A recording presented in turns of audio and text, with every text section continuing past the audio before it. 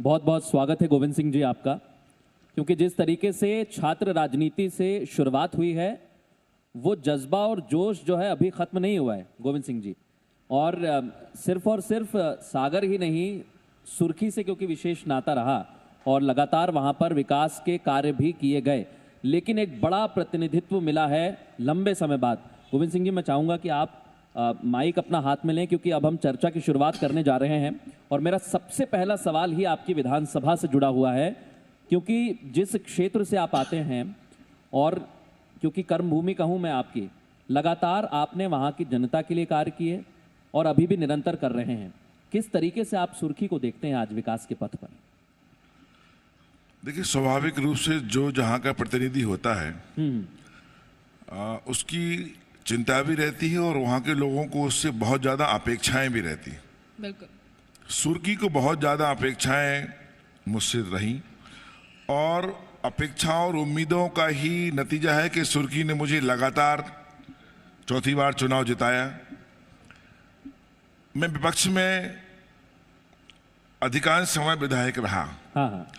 विपक्ष में रहते हुए बहुत सारे काम मैंने मेहनत से, लड़ के, झगड़ के, प्यार से, मेहनत से किए। लेकिन जब सरकार में मैं मंत्री बना तो सरकार में मंत्री बनने के बाद स्वाभाविक रूप से अपेक्षाएं बहुत ज़्यादा बढ़ जाती हैं। बिल्कुल। और बढ़ जाती हैं तो जनप्रतिनिधि का दायित्व भी है कि वो अपेक्षाएं पूरी करना चाहिए। पर मुझे अफसोस के साथ कहना पड़ रहा है कि मैं मंत्री बनने के बाद 15 महीने कांग्रेस सरकार में रहा। वहां में सुर्खी विधानसभा की अपेक्षाओं और उम्मीदों को बहुत ज्यादा पूरा नहीं कर पाया। कांग्रेस की सोच, विकास की सोच बहुत कम रहती है। जब भी कोई काम की बात आती थी तो हमेशा कैबिनेट में यही होता था कि देखेंगे, अभी 5 साल हैं, अभी होने दो, ही 5 साल। तो उस समय मेरा 1.5 साल में सुर्खी का विकास अवरुद्ध हुआ। लेकिन मुझे फक्र है और मुझे खुशी है कि जिस दिन से मैंने भारतीय जनता पार्टी ज्वाइन की और भारतीय जनता पार्टी की सरकार हम सब ने मिलकर बनवाई, बिल्कुल, उसके बाद मुख्यमंत्री शिवराज सिंह चौहान जी ने जो सपना सुर्खी के क्षेत्र के लोगों ने देखा था, उस सपने में ये मानिए कि पंख लग गए। 5,000 करोड़ रुपया की योजनाएं शिवराज सिंह जी ने स्वीकृत की और उसके बाद आज सुर्खी का हाल ये है कि सुर्खी सही मायने में संवरने लगी है। हर काम चारों तरफ सुर्खी में चल रहा है। सड़कें हों, चाहे बिल्डिंग हो, चाहे हमारे तालाब हो, डैम हो, चाहे बड़ी बड़ी जेरा परियोजना जो 300 करोड़ की वो हो, हमारे कॉलेज की बिल्डिंग हो, कॉलेज खुलना हो, महाविद्यालय हो। कहने का तात्पर्य ये कि अब आने वाले समय में सुर्खी का विकास लोगों को दिखने लगेगा। 15 महीने विकास का दरवाजा बंद कर दिया था, उसके बाद वापस खुल गया है। क्या महत्वपूर्ण विभाग भी हैं क्योंकि आपके पास? मैं इसलिए आपसे पूछना चाह रहा हूं कि 15 महीने में आपको मौका नहीं मिला, लेकिन अब आपके पास परिवहन भी है, राजस्व भी है, तो इससे भी काफ़ी फायदा मिल रहा है जनता को। हम देखते हैं आप लगातार क्षेत्र में रहते हैं, जनता के बीच में रहते हैं। देखिए, ये दोनों ऐसे विभाग हैं जो जनता से सीधे जुड़े हुए हैं। आज पटवारी से लेकर तहसीलदार हो, नायब तहसीलदार हो, एसडीएम हो, कलेक्टर हो, कमिश्नर हो, सब राजस्व जुड़े हुए लोग रहते हैं। तो राजस्व में बहुत सारी तब्दीली हम लोगों ने की है। जो मैं समझता हूं जो काम राजस्व में कई सालों से नहीं हुए, वो काम हमने किए हैं। अब आप छोटा सा एग्जाम्पल लीजिए, डायवर्सन जब होता था, हाँ, तो डायवर्सन कराना मतलब लोगों को पसीना आ जाता था। बिल्कुल। 20 जगह फाइल घूमती थी, बैंक में, यहाँ वहाँ, एसडीएम के यहाँ, टाउन प्लानिंग के यहाँ, तब कहीं उसको डायवर्सन होता था। हमने कहा डायवर्सन में अब घूमने की आवश्यकता नहीं है, आप अपने लैपटॉप पर एक क्लिक करो, कहाँ किस जगह का क्या भूभाटक भरना है वो आप भरिए और आपका ऑनलाइन आपका डायवर्सन हो जाएगा। तो बहुत सारी चीजें हैं जो हमने सुधार किया है। एक अमले में आप देखिए, एक सीमांकन होता है सीमांकन में बहुत ज्यादा परेशान होते हैं लोग। अब हमने सीमांकन की व्यवस्था ही बहुत सरल कर दी, तो बहुत सारे सुधार इसमें किए हैं। हमने कलेक्टरों से कहा है कि पूरे प्रदेश में कैंप लगवाइए, राहत कैंप लगवाओ, ताकि छोटी छोटी सुविधा हो, नामांतरण बंटवारे काम हो, लोगों को भटकना ना पड़े। इस तरह हमारा लगातार प्रयास चल रहा है। परिवहन में आप देख रहे हैं बहुत सारे हमने सुधार किए हैं और बहुत सारे सुधार हम करने जा रहे हैं। बिल्कुल बिल्कुल गोविंद जी, लेकिन जिस तरह से ट्रैफिक बढ़ रहा है आप भी देख रहे हैं, उस तरह की सड़कें हैं नहीं, उसके लिए सरकार क्या प्रयास कर रही है? देखिए, ट्रैफिक के हिसाब से सड़कें हैं और सड़कों में बहुत ज़्यादा सुधार पिछले 15 सालों में हुआ है। सड़कें, अगर आपको कभी सड़कों की याद करना हो तो अपने पुराने आपके साथियों से पूछिए। सागर से भोपाल जाते थे, लगता था 4 नहीं 6 घंटे। बिल्कुल 6 घंटे में हम लोगों को 2 चाय पीना पड़ती थी ढाबा बैठकर। आज जब हम सागर से भोपाल जाते हैं तो पता ही नहीं लगता, अगर हमने कुछ भी कोई छोटी छोटी चीज पढ़ने को निकाली और हम भोपाल पहुंच जाते हैं। मतलब 7 घंटे का सफर 2.5 घंटे में सब में पूरा हो रहा है। ये मध्य प्रदेश की सड़कों का हाल है। ट्रैफिक बढ़ रहा है, सड़कें चौड़ी हो रही हैं। आज आप देखिए, मैं समझता हूँ सारे मध्य प्रदेश की सड़कें 2 लाइन थी 4 लाइन हो गई। तो सरकार केंद्र से लेकर प्रदेश तक सड़कों पर ध्यान दिया गया और आज मध्य प्रदेश की सड़कें मैं समझता हूँ अदर स्टेट से तो बहुत अच्छी हैं। अभी क्योंकि आप भी कांग्रेस की सरकार में रहे और जिस दौर की आपने बात की, वहीं से जब भारतीय जनता पार्टी की सरकार बनी तो शुरू हुआ था बंटाधार, और नाम भी आप लोगों ने दिया। तो सड़कें सबसे बड़ा मुद्दा थी। आपको लगता है कि अब कोई मुद्दा नहीं रहेगा आगे सड़कों का? देखिए, कांग्रेस का सोच था कि वोट विकास से नहीं मैनेजमेंट से मिलते हैं। उस समय आपको याद होगा लालू यादव की सरकार थी। हाँ। और लालू यादव की सरकार 2 बार कंटिन्यू बनी थी, बहुमत से बनी थी। हाँ। तो हमारे पूर्व मुख्यमंत्री दिग्विजय सिंह जी भी, जब हम उनसे कई बात करते थे कि साहब काम करना है, हमको स्कूल चाहिए, हमको पुल पुलियाँ चाहिए, तो प्यार से कहते थे। उस समय में मध्य प्रदेश युवा कांग्रेस का अध्यक्ष था। हाँ। तो हमारे मुख्यमंत्री प्यार से कहते थे, गोविंद, चुनाव विकास से नहीं होते, चुनाव मैनेजमेंट से होते हैं, लालू यादव से सीखो। हाँ। तो लालू यादव से बहुत सीखा और सीखने का नतीजा ये हुआ, जो विकास नहीं किया, कि जब हमारी सरकार गई उस समय हम 38 एमएलए बचे। हाँ। इतने 230 एमएलए में से मात्र 38 एमएलए हम जीत कर आए थे। सागर संभाग में उस समय मैं अकेला जीता था। हाँ। तो इतनी बुरी हालत कांग्रेस की क्यों हुई कि विकास की तरफ ध्यान ना देके उन्होंने मैनेजमेंट की तरफ ध्यान दिया। बिल्कुल कांग्रेस की लेकिन ये तरफ से। भाजपा सरकार है। हाँ। आज 15 साल से लगातार क्यों बनी? क्योंकि इसने विकास किया और आज विकास दिख रहा है। गांव से लेकर, शहर से लेकर, पुल पुलियों से लेकर, स्कूल कॉलेज से लेकर विकास दिख रहा है। तो विकास मुद्दा है। हर पार्टी को विकास पर ध्यान देना चाहिए। मुझे खुशी है कि भारतीय जनता पार्टी की सोच विकास की है। सरकार क्योंकि राजस्व बढ़ाने के लिए तमाम प्रयास कर रही है, शराब के अलावा क्या किसी ऑल्टरनेट पर आप ध्यान दे रहे हैं? देखिए, ये अच्छा प्रश्न है आपका। हमेशा जब राजस्व की तरफ ध्यान जाता है तो लोग ट्रांसपोर्ट की बात करते हैं या आपकी आबकारी की बात करते हैं या माइनिंग की बात करते हैं। बिल्कुल। आपको ताज्जुब होगा, अभी जब पूरे देश की अर्थव्यवस्था खराब हुई है, मध्य प्रदेश भी अछूता नहीं है, हमारी अर्थव्यवस्था भी बहुत ज्यादा खराब हुई है और राजस्व जुटाने की जवाबदारी सरकार की है। मुख्यमंत्री जी ने एक चिंतन शिविर किया और उसमें हम सारे मंत्री थे, अधिकारी नहीं थे। और मंत्री सुबह 10:30 से रात के 10:30 तक बैठे। ये तय हुआ कि आप ऐसे सुझाव दो कि राजस्व बढ़े और जनता पर अतिरिक्त बोझ नहीं आए। बहुत सारे मंत्रियों ने ऐसे सुझाव दिए कि मुख्यमंत्री भी दंग रहेगा कि इतने अच्छे सुझाव से करोड़ों अरबों की अर्निंग राजस्व इकट्ठा होने वाला है। जैसे प्लीज एक्सप्लेन। जैसे एक छोटा सुझाव मैंने दिया। आप लोग घूमते हैं, मेरे विभाग से संबंधित है, हम लोग देखते हैं थाने हो, थाने के सामने गाड़ी खड़ी रहती है, जो गाड़ी जब्त हो जाती है। माइनिंग विभाग गाड़ी जब्त कर लेता है, ट्रक हो, डंपर हो, आबकारी बंद कर लेता है, दारू शराब बेचते लोग गाड़ी बंद कर लेता है।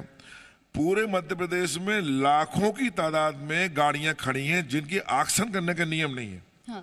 उनकी नीति है कि ऑक्शन नहीं कर सकते। तो मैंने सुझाव दिया कि अगर एक सारी गाड़ियां अगर ऑक्शन हो जाए तो कम से कम 100 करोड़ रुपया हमको मिलने वाले। इससे विचार हुआ, मुख्यमंत्री जी ने कमेटी बनाई, उसमें मैं था, आबकारी मंत्री थे, खनिज मंत्री थे, सारे मंत्री बैठ के निर्णय हुआ और अब उन पे ऑक्शन होंगे। तो ऐसे बहुत सारे सुझाव निकल कर आए जिनसे अरबों रुपया आने वाला है और गरीबों पर बोझ तो नहीं आप ये पड़ेगा। मान रहे हैं कि ऑल्टरनेट की जरूरत है, जैसा हम भी देख रहे हैं काला बाजारी शराब को लेकर चल रही है, जहरीली शराब से मौतें बढ़ रही हैं, तो ऑल्टरनेट की जरूरत मान रहे हैं आप? देखिए मैं आपके प्रश्न समझा नहीं, क्या बोला? आप भी मान रहे हैं ऑल्टरनेट की जरूरत है शराब को लेकर, क्योंकि जैसा हम देख रहे हैं कालाबाजारी शराब को लेकर हो रही है, जहरीली शराब से मौतें हो रही हैं, तो ये वक्त आपको लग रहा है कि ऑल्टरनेट ढूंढने का राइट टाइम है या फिर ऑल्टरनेट ढूंढना चाहिए? राजस्व का देखिए, राजस्व बगैर तो सरकार चलती ही नहीं है। हर चीज चलती पैसे से ही है और हम केंद्र पर डिपेंड रहें, इसके साथ हमारा कर्तव्य होना चाहिए कि हम अपने स्रोत ढूंढें। जी। और मुख्यमंत्री जी का सोच हमेशा रहा है कि हम खुद के स्रोत डेवलप करें और मुझे खुशी है कि मध्य प्रदेश आत्मनिर्भर है और खुद के पांव पर खड़ा हुआ है। बिल्कुल, मुझे उस चिंतन शिविर का दौर याद है क्योंकि आप मंथन करने के लिए गए थे और मुख्यमंत्री का क्षेत्र ही था वो, जहां आप लोगों ने सुबह से लेकर रात तक मंथन किया। लेकिन उस चिंतन और मंथन में एक और महत्वपूर्ण बात थी, क्योंकि आपका डिपार्टमेंट राजस्व का है। मैं इसलिए इस प्रश्न को पूछना चाह रहा हूं क्योंकि कोरोना की दूसरी लहर और पहली लहर के बाद सबसे ज़्यादा नुकसान जो है राजस्व का ही हुआ है। लेकिन अभी राजस्व की स्थिति सरकार की आपको लग रहा है वापस पटरी पर आ गई है? आप लोगों के प्रयास सफल हो रहे हैं?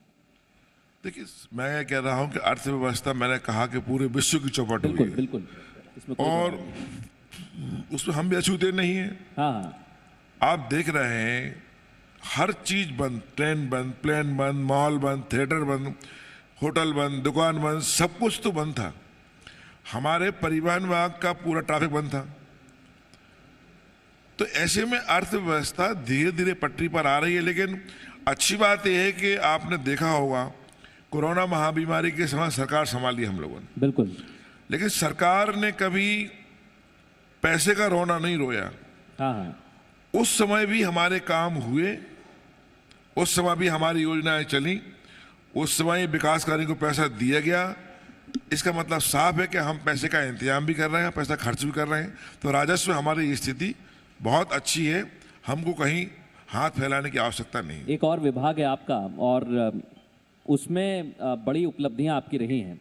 मैं ज़रूर उसमें आपका ध्यान आकर्षित करना चाहूँगा और उस पर चर्चा करना चाहूँगा, क्योंकि बस स्टैंड को स्थानांतरित करना ये बड़ा कठिन काम था। लेकिन आपने जिस तरीके की आसानी से इसे करने की कोशिश की है, प्रयास किया है, और मुझे लगता है काफ़ी हद तक आप सफल रहे हैं, ये बड़ी उपलब्धि है। इसको कैसे आपने सोचा कि इसकी ज़रूरत है मध्य प्रदेश में? देखिए, मध्य प्रदेश में भी बहुत जगह बस स्टैंड जो बने हुए हैं, हालांकि बस स्टैंड विषय हमारे पूर्व मंत्री जो बोल चुके हैं, भूपेंद्र सिंह जी का था। इसमें क्या है कि ट्रांसपोर्ट विभाग के लिए बस स्टैंड पहले थे। अब ट्रांसपोर्ट से हटाकर बस स्टैंड दे दिए नगरीय विभाग कल्याण के लिए। लेकिन मैं उसका उत्तर दे रहा हूं कि ये पुराने बस स्टैंड जो बने वो शहरों के बीचों बीच है। हमारे सागर का भी यही हाल है, बिल्कुल, भोपाल का भी यही हाल था। और आज बसें शहरों के अंदर जाने में ही परेशानी होती है और वहां बसें खड़ी करने को जगह भी नहीं है। तो हमने बहुत सारे बस स्टैंड ट्रांसफर किए। सागर का बस स्टैंड भी जो तालाब के पास है, हम लोगों की प्लानिंग हुई है कि उसके लिए हम लोग पुराने आरटीओ के पास ले जाएंगे, क्योंकि वहां से बाईपास भी है, नया बाईपास बनना भी है, तो बसों के आवागमन में भी सुविधा होगी और अच्छा बस स्टैंड बनेगा। पुराना बस स्टैंड जो हमारे सागर का है, मैंने प्लान किया है कि वो उस पर हम पीपीपी मॉडल पे किसी को दे दें। जो भी एजेंसी चाहे लेके उससे बड़ा माल बनाए, होटल बनाए, क्योंकि तालाब इतना सुंदर बनने वाला है हमारा कि तालाब के सामने कोई बड़ी बिल्डिंग होगी ना, तो उसको देखने में आदमी को बहुत अच्छा लगेगा और लोगों को रोजगार ही मिलेगा। इस प्रकार का सोच चल रहा है। जल्दी जल्दी हमने चाहा, ईश्वर ने चाहा तो सोच हम लोगों के सार्थक होंगे और उसके परिणाम दिखने लगेंगे। बिल्कुल, सुर्खे विधानसभा को एक लंबे अरसे बाद, एक लंबे वक्त बाद एक अच्छा प्रतिनिधित्व मिला है। सुर्खे के विकास को कैसे देखते हैं आप? देखिए, सुर्खी तो हमारा सपना है, जी, उस सपने को साकार करने का समय आ गया है। और मैंने कहा ना कि सपना साकार हो रहा है।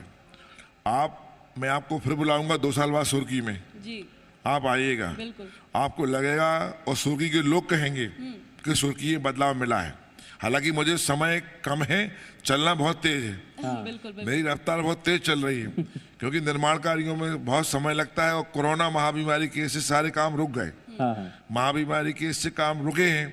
मैंने पैसा मंजूर करा दिया लेकिन काम नहीं हो पा रहा है, फिर भी हमारी गति बहुत तेज है और सुर्खी बहुत तेज रफ्तार से विकास की तरफ बढ़ रहा है और ये आने वाले समय में आपको दिखेगा। बिल्कुल, हम ज़रूर देखेंगे क्योंकि बहुत महत्वपूर्ण है, क्योंकि आपने कहा कि आप आइएगा और हम आएंगे और देखेंगे, क्योंकि चुनावी मोड में जब हम सभी रहेंगे 2 साल बाद।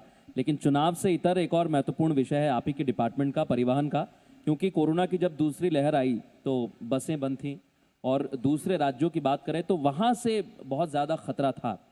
उस दौरान हमने परिवहन रोक दिया था, यातायात जो है वो थम गया था, लेकिन उसे फिर से शुरू करना और वही रफ्तार मिले, इसके लिए आपके विभाग की तैयारी अभी तक कैसी रही है और आगे क्या खास होने वाला है?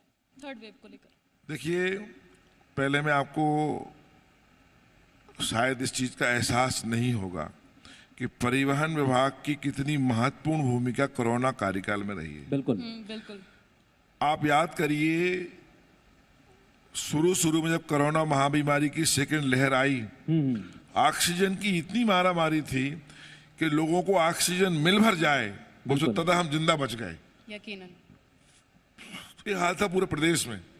अब ऑक्सीजन तो देश में थी पर ऑक्सीजन को लाने वाले टैंकर नहीं थे। हाँ, टैंकरों की व्यवस्था सरकार ने बहुत मुश्किल से की, दूसरे प्रदेशों से की।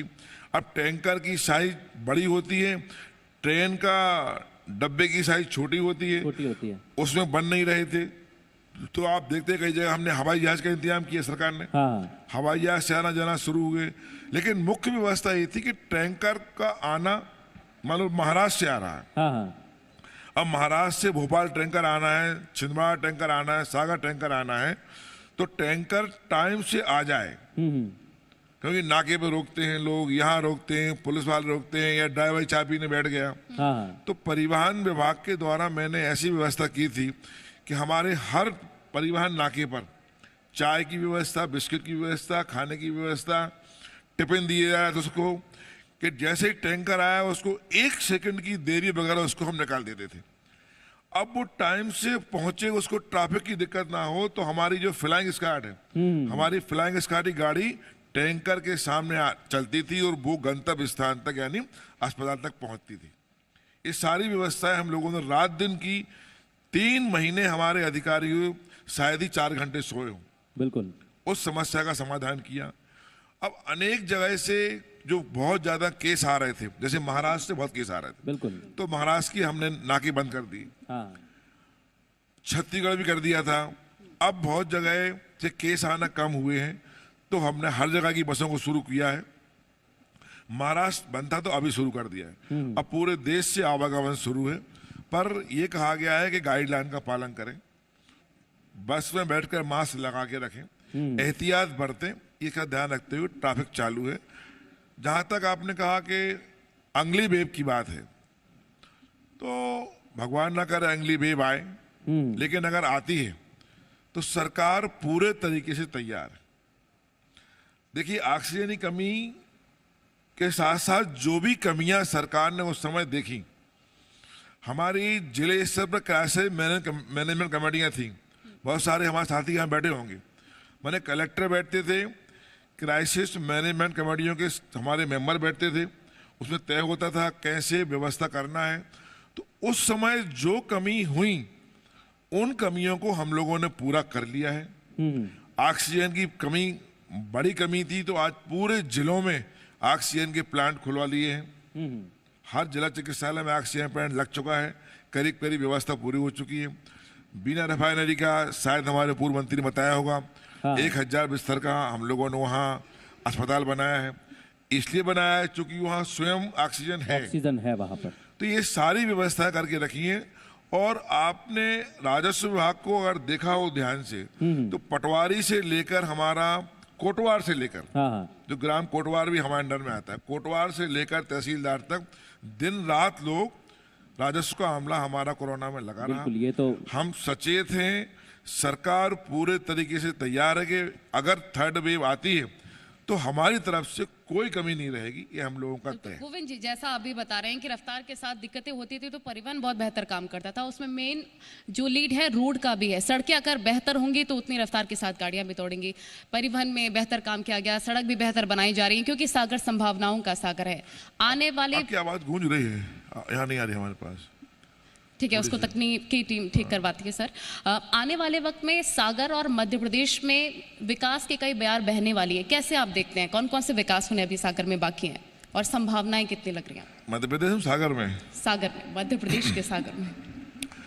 देखिए, सागर की बात अगर आप करें तो सागर हम अलग अलग विधानसभा से आते हैं जी। मैं सुर्की से हूँ, भूपेंद्र सिंह जी खुरई से हैं, भार्गव जी रहली से हैं, लेकिन सबका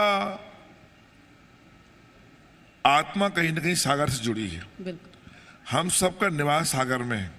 हमारा भूपेंद्र सिंह जी का तो सागर में ही है, भार्गव जी जो कि रहली रहते हैं, बंडा गड़ाकोटा रहते हैं, और इस सागर में हमारा बचपन बीता, सागर में ही छात्र जीवन बीता। सागर एक जमाने में लोग कहते थे सागर एक बड़ा गांव का कस्बा है, मतलब सागर संभाग है, इसको लोग गांव का कस्बा बोलते थे। बड़ी पीड़ा होती थी हम लोगों के लिए भी, लगता था कि कभी ऐसा अवसर आए कि इस सागर के लिए कुछ कर सकें। अब सागर के लिए सोचने का समय निकल गया, अब सागर के लिए करने का समय आ गया है। करने का इसलिए आ गया है कि मैं भी मंत्री हूँ, भूपेंद्र सिंह जी भी मंत्री हैं, और अब इस जगह के मंत्री होने के कारण हमारा कर्तव्य है कि हम शहर के लिए करें। और आप देखिए आज सागर का तालाब, जिस सागर के तालाब के नाम पर सागर का नाम पड़ा, वो इतना सुंदर बनने वाला है कि 2 साल बाद बहुत से लोग सागर का तालाब देखने आएंगे। सागर की सड़कें हों, सागर के अस्पताल हों, सागर की मार्केट हो, सागर के हम लोग पूरे सागर में बनवा रहे हैं पार्क, क्योंकि पार्क भी कम है यहाँ पर। तो जो भी होगा, इस सागर आने वाले 2-3 साल बाद हमारा सागर भी शान से कह सकेगा कि हम बड़े शहरों में शामिल हो चुके हैं। बिल्कुल, मैं उम्मीद करता हूं, क्योंकि देखिए जब हम सागर की बात करते हैं तो आपने खुद ही बताया कि सागर आप लोगों के मन में बसता है, चाहे भूपेंद्र सिंह जी हों, आप हों, या फिर गोपाल भार्गव जी हों, और आप तीनों इस क्षेत्र में विकास की बयार बहाएं, अपने क्षेत्र का विकास भी करें। सागर संभाग है, जैसा आपने कहा, लगातार यहाँ पर विकास होता रहे ताकि मध्य प्रदेश आगे बढ़े। और सबसे महत्वपूर्ण तो आपका विभाग है परिवहन और राजस्व। मुझे उम्मीद है कि आप जिस तरीके से जोश और जज्बे के साथ लगे हुए हैं, आपने हमें खुद आमंत्रित किया है 2 साल बाद, हम जरूर आएंगे, अपनी जिम्मेदारी का निर्वहन करेंगे।